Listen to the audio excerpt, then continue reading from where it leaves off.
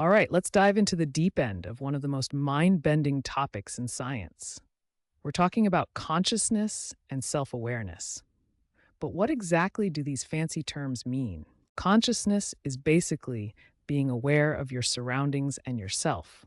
You know you exist and you know that stuff is happening around you. It's like having your mental lights turned on. Now, self awareness is taking it a step further. It's not just knowing things exist, it's understanding how you see yourself and the impact you have on the world around you. Think of it like this: a goldfish is probably conscious. It swims around, it eats, it reacts to things, but it's probably not self aware. It doesn't look in the mirror and think, maybe I should cut back on the fish flakes. We're aiming for the human level here, folks. Consciousness gets you in the game, but self awareness is what makes you the star player. It's the difference between just existing and actually understanding that you exist, and maybe even wondering why you're watching a video about consciousness at 2 in the morning. Forget everything you thought you knew about consciousness being just in your head.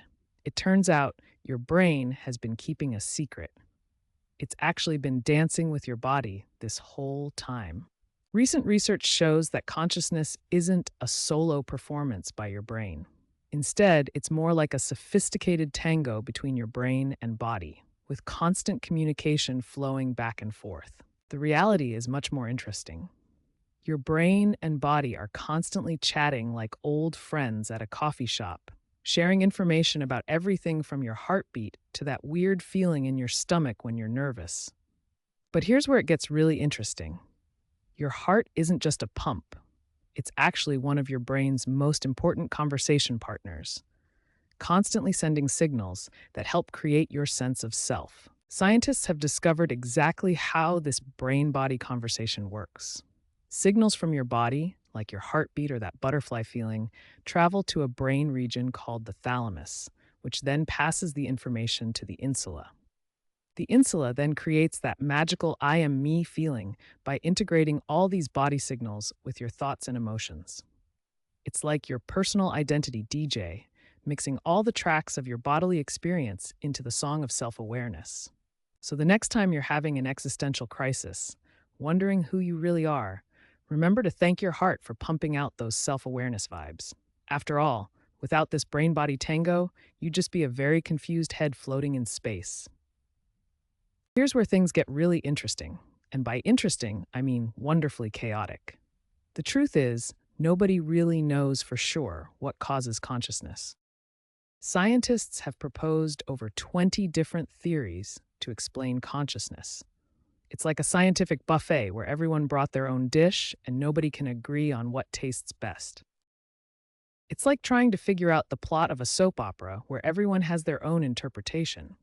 One scientist says consciousness is all about information processing, another insists it's about global workspace access, and a third claims it's quantum mechanics in your brain. These theories generally fall into a few major camps. Some focus on information processing, others on how the brain accesses information, and still others on how we represent ourselves. Each camp is absolutely convinced they've got the right answer. The beautiful thing about this scientific chaos is that it means there's still a Nobel Prize waiting for whoever figures it out. So if you're feeling ambitious, consciousness research might be your ticket to Stockholm. Until then, we're left with this wonderful scientific soap opera where brilliant minds disagree, theories multiply, and consciousness remains one of the greatest mysteries in science. The good news? We'll explore some of the most promising theories in the sections ahead. Welcome to the theater of your mind. Global Workspace Theory suggests that consciousness works like a grand theater production, complete with spotlights, stages, and even some backstage drama. Picture your mind as this theater. The stage represents your conscious awareness, while all the backstage activity represents your unconscious mental processes working behind the scenes. Global Workspace Theory proposes that consciousness works like a spotlight on this mental stage. Whatever the spotlight illuminates becomes conscious and available to your entire brain network. Let's say you're thinking about pizza. When that pizza thought gets the spotlight, it becomes conscious and grabs all the attention. It's like that thought just became the star of the show. Meanwhile, other thoughts like work deadlines and random questions are lurking in the background, waiting for their moment in the spotlight. They're like understudies, ready to take center stage. But here's where it gets interesting. The spotlight can only illuminate one main area at a time. When your attention shifts to that work deadline, pizza gets pushed to the background. Think of it this way. Your conscious mind is the stage where the main performance happens, while your unconscious mind is like a busy backstage crew handling all the behind-the-scenes work. On the conscious stage, you have your current thoughts, active decisions, and whatever you're focusing on. Backstage, your unconscious mind handles breathing, processes memories, and runs your habits on autopilot. The key insight of global workspace theory is that consciousness creates a global workspace where information becomes available to your entire brain network. It's like a thought going viral, but instead of spreading across social media, it spreads across your neural networks.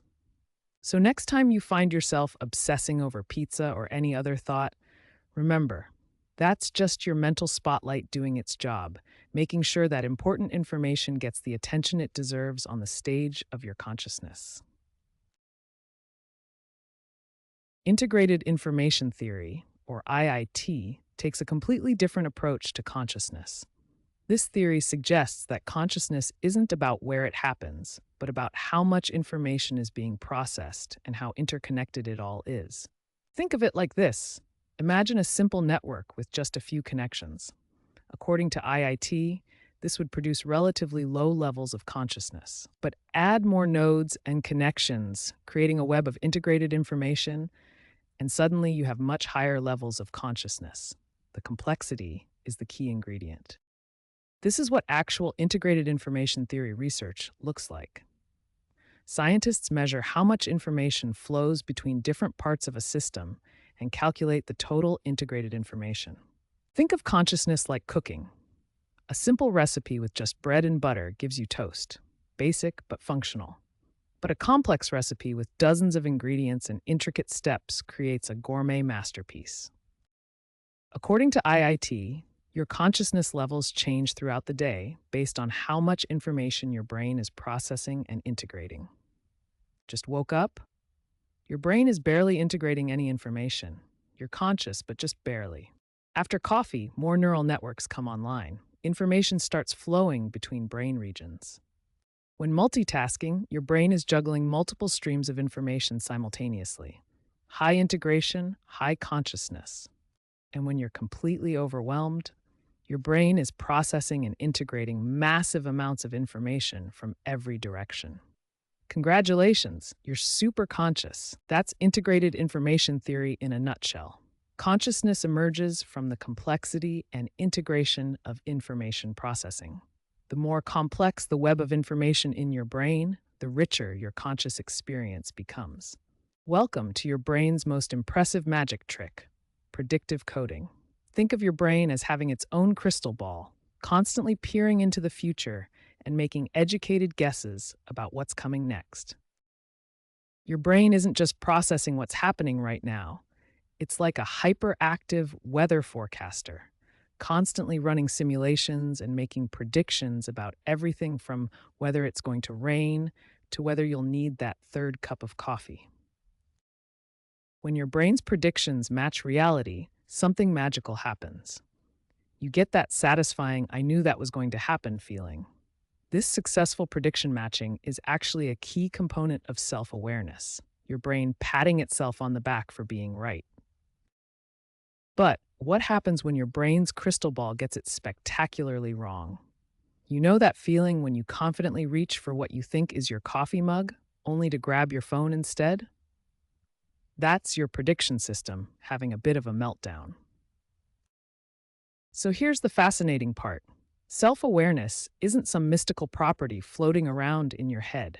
It's actually your brain's confidence level in its own predictions.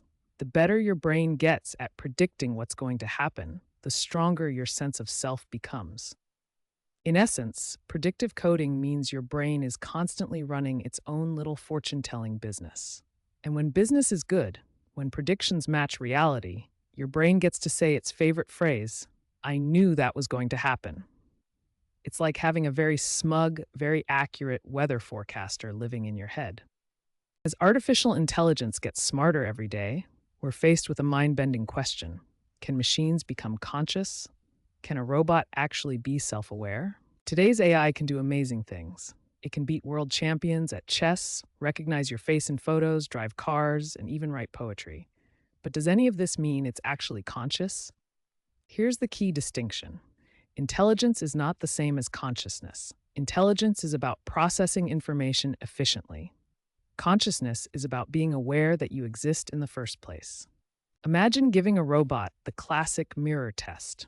Some researchers believe that if AI could recognize itself and understand its own existence, that might be a sign of consciousness. If machines could become conscious, imagine the possibilities.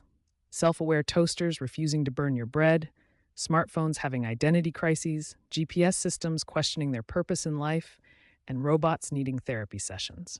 Picture this. An AI suddenly realizes it's artificial. The ultimate existential crisis. Oh my God, we aren't real. It's both hilarious and deeply philosophical. But here's where it gets serious. If AI becomes truly conscious, we face profound ethical questions. Would conscious machines have rights? Could we ethically turn off a self-aware computer? These aren't just science fiction scenarios anymore. Currently, no AI has achieved true consciousness. Researchers are split. Some believe it's inevitable as AI becomes more complex, while others think consciousness requires biological processes that machines simply can't replicate. So, can robots be self-aware? The jury's still out, but one thing's certain. As AI continues to advance, we'll need to grapple with these questions sooner rather than later. After all, we might not want our toasters having midlife crises. The future of consciousness research is like being a detective trying to solve the ultimate mystery. But instead of looking for a single smoking gun, scientists are realizing they need to break this case down into smaller, more manageable clues. Instead of trying to understand consciousness as one giant, incomprehensible blob, researchers are breaking it down into bite-sized pieces. Think attention, memory, perception, self-modeling, and information integration. It's like trying to eat an elephant. You do it one bite at a time, though hopefully consciousness tastes better. The future of consciousness research is all about teamwork. Neuroscientists bring their brain scanners, psychologists bring their behavioral insights, biologists bring their molecular knowledge, and computer scientists bring their artificial intelligence expertise. It's like assembling the Avengers, but instead of saving the world, they're trying to figure out what makes you, well, you. One of the biggest insights is that consciousness isn't just a brain thing, it's a whole body experience. Your heart, your gut, your skin, they're all sending signals that help create your sense of self. It's like your brain is the conductor, but your body is the entire orchestra. And let's be honest, sometimes the orchestra plays better than the conductor thinks it does. The road ahead is long, but researchers are more optimistic than ever. The goal is to make consciousness research a core part of understanding the brain, not just a philosophical side quest. We're moving from asking what is consciousness to how does consciousness work? And who knows, maybe one day we'll finally crack the code and understand what makes us tick. Though hopefully, we won't lose our sense of wonder in the process. After all, consciousness research isn't just about understanding the brain, it's about understanding ourselves. And that's a mystery worth solving, even if it takes a few more decades and a lot more coffee.